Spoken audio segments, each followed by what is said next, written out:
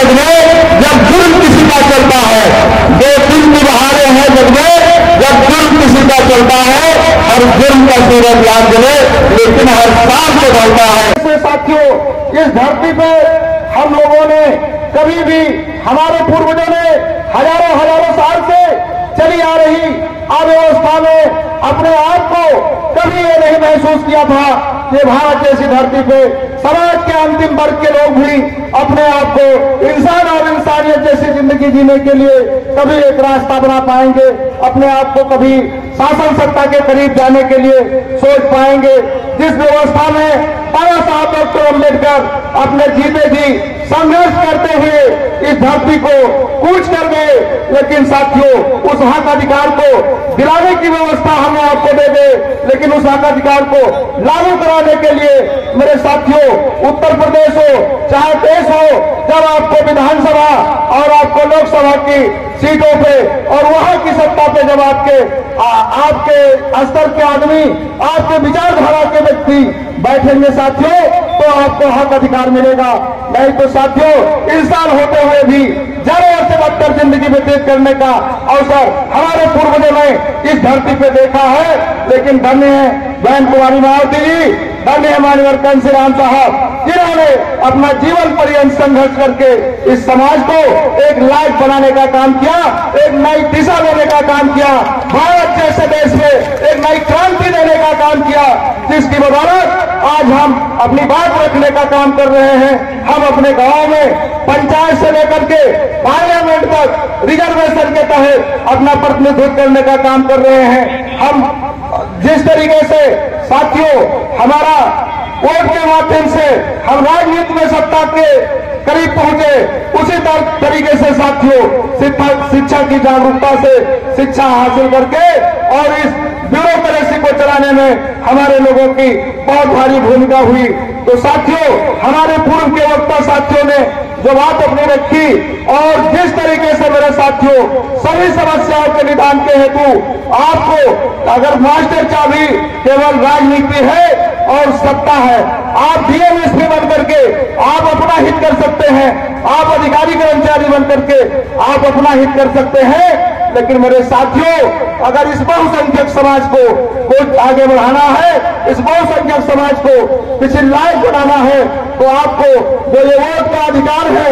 जिस वोट के अधिकार को जब आप वोट देने जाते हैं साथियों, तो मतदान के रूप में, क्योंकि पहले मतदान होता था पेटियों पे लिखा होता था मतदान पेटी, अभी भी साथियों पंचायत के चुनाव में वोट के दूसरे बक्से पे मतदान लिखा रहता है। ये साथियों मतदान नहीं है, ये हमारे भाग्य का निर्धारण करता है, हमारे आने वाले पीढ़ी के भाग्य का निर्धारण करता है, हमारे प्रतिनिधित्व को एक साथियों तय करता है। इस मत के माध्यम से हमें भागीदारी की बात करना चाहिए और भागीदारी साथियों, भागीदारी और हिस्सेदारी तभी मिल सकती है जब आपको शासन सत्ता आपके हाथ में होगा। 4 बार अगर बहन कुमारी मायावती जी उत्तर प्रदेश की मुख्यमंत्री बनी तो साथियों मुरझाए हुए चेहरों पे मुस्कान आई और तमाम हमारे नौजवान लोगों को रोजगार मिला, तमाम उनको अवसर ऐसे मिले, शिक्षा का अवसर मिला। तो साथियों क्योंकि बाबा साहब डॉक्टर अम्बेडकर ने भी कहा था कि शिक्षा वो शेरनी का दूध है कि जो बच्चा पिएगा वही बहारेगा। तो अगर मान्या बहन कुमारी मायावती जी इतना शिक्षित नहीं होती तो इस तरीके से संविधान का अगर उनको ज्ञान नहीं होता तो इस तरीके से वो संघर्ष नहीं कर पाती। क्योंकि साथियों जो हालात इस धरती पे सूत्रों की थी उससे 2 गुना हालात खराब इस धरती पे महिलाओं की थी। आज भी साथियों महिलाओं की हालत बहुत अच्छी नहीं है, क्योंकि साथियों महिला होकर के अगर हमारे हक अधिकारों को दिलाने का काम किया, अगर हमको जागरूक करने का काम किया और कभी भी उन्होंने अपने जीवन में पीछे मुड़ करके नहीं देखा, पूरे उत्तर प्रदेश ही नहीं पूरे देश में साथियों आज हम लोगों ने हर विधानसभा में जा करके लोगों से निवेदन किया, अनुरोध किया, लेकिन एक छोटा सा प्रांगण हमारा भरने में बड़ी साथियों मुझे मशक्कत करनी पड़ी, हमारे संगठन के लोगों को बड़ी मशक्कत करनी पड़ी। लेकिन जरा कल्पना करिए साथियों कि जिस समय बहन कुमारी मायावती जी साइकिल से इस उत्तर प्रदेश में चल रही थी। उस समय ना तो मोबाइल फोन था, ना तो गांव-गांव में साथियों फोन लगे हुए थे, ना तो इतने साधन संसाधन थे, और आज से भी ज्यादा कड़ाके की ठंडी पड़ रही थी, इससे भी ज्यादा गर्मी पड़ रही थी। लेकिन साथियों उन्होंने कभी मुड़ करके नहीं देखा और पूरे उत्तर प्रदेश नहीं, पूरे भारत देश में माननीय कांशीराम साहब के साथ साइकिल से यात्रा करके और अपने समाज को जगाने का काम किया, इतना संघर्ष करके इस मुकाम पे पहुंचाने का काम किया। लेकिन हम लोगों जैसे नौजवान पीढ़ियों ने ऐशो आराम और अपनी इच्छाएं बढ़ा ली कि साथियों किसी के पास समय नहीं है हक अधिकार लेने के लिए। और हक अधिकार साथियों मांगने से नहीं मिलते हैं, गिड़गिड़ाने से नहीं मिलते हैं, उनको छीनना पड़ता है। और उनको छीनने के लिए बाबा साहब डॉक्टर अम्बेडकर पूरा जीवन संघर्ष करके आपको तीर तलवार गोली और हथियार उठाने की जरूरत नहीं दे गए। आपको केवल विचारों के माध्यम से अपने समाज को तैयार करके, अपने वोट के माध्यम से उस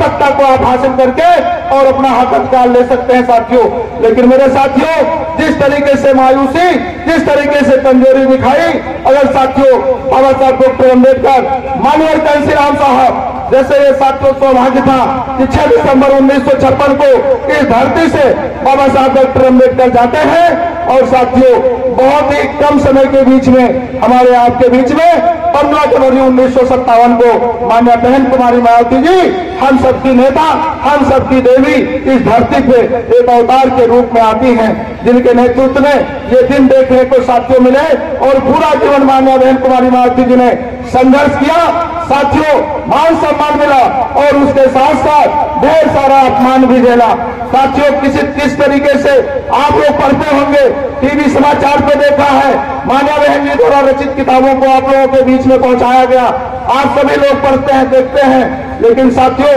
हम आप जब तक समय अपना नहीं देंगे, जिस तरीके से बहन कुमारी मायावती जी जब पहली बार इस धरती पे, उत्तर प्रदेश की धरती पे चीफ मिनिस्टर बनी, उससे एक दिन पहले उनको अपने प्राण की बाजी लगानी पड़ी साथियों। किस तरीके से उनकी जान बची, लेकिन वो पीछे मुड़ करके नहीं देखी। हमारे कार्यकर्ता कहते हैं कि हमको बहुत अपमान मिलता है, हमारे काम नहीं होते हैं साथियों। उससे बड़ी घटना हमारे किसी नौजवान साथी, किसी पुराने कार्यकर्ता के साथ नहीं घटी है। लेकिन उसके बाद भी साथियों जब बहन मायावती जी उत्तर प्रदेश की बागडोर संभाली तो आपके ही हितों के लिए कार्य की, जिसके लिए तमाम ये हमारे टीवी अखबार वालों ने अच्छी बात को छुपा करके गलत बात का प्रतिबंध करने का काम किया और समाज में विसंगति फैलाने का काम किया साथियों। जिस तरीके से बहन कुमारी मायावती जी ने उत्तर प्रदेश में आपको एक लायक बनाने में 4-4 बार थोड़े समय की सत्ता में तमाम योजनाएं बना करके, तमाम तरीके से आपको हक अधिकार दिला करके आपको इस लायक बनाया है, तो आने वाली पीढ़ी को अगर जवाब देना है साथियों तो आपको तैयार रहना पड़ेगा और आपको मेहनत करना पड़ेगा। कोई बहुत समस्या नहीं है, आज तो हर आदमी को उसके दरवाजे पे भोजन के लिए राशन की व्यवस्था है, नहीं है तो सरकार द्वारा हर गांव में कोटे की दुकान है। लेकिन साथियों जो हमसे पहले की पीढ़ी ने किस तरीके से संघर्ष करके इस पार्टी को बनाया होगा, किस तरीके से दूसरे सेठ महाजन जमींदार और तमाम तालुकेदार के घर मेहनत मजदूरी करके तन पे ठीक से कपड़े नहीं थे, उन लोगों की मेहनत से पार्टी इस मुकाम पे पहुंची थी। लेकिन आज जब सारे संसाधन हमारे पास मौजूद हैं तो साथियों हम जब मुड़ करके देखते हैं तो पीछे कुछ नहीं है। लेकिन साथियों कोई घबराने की जरूरत नहीं है, ये समय का परिवर्तन है। आप जिस जिले में निवास करते हैं, आप जिस प्रांत में निवास करते हैं, बहुत अच्छे लोग हैं। यहाँ आपको वर्ष में 3 प्रकार की ऋतुएं मिलती हैं, सर्दी, गर्मी और बरसात। लेकिन तमाम भारत के ऐसे राज्य हैं जहाँ साथियों उनको ये सब चीज नसीब नहीं है। तो जिस तरीके से ये सर्दी, गर्मी, बरसात आता जाता रहता है, इसी तरीके से साथियों हर 5 साल पे आपका MP MLA का चुनाव आता जाता रहता है। अब आने वाले समय में सुधार करके और उत्तर प्रदेश ही नहीं देश की कुर्सी पे अपनी विचारधारा को स्थापित करने के लिए, अपने लोगों को मुस्तकबिल को मजबूत करने के लिए संघर्ष करना होगा। सब लोगों को आज मान्या बहन जी के जन्मदिन के अवसर पे अभी अपने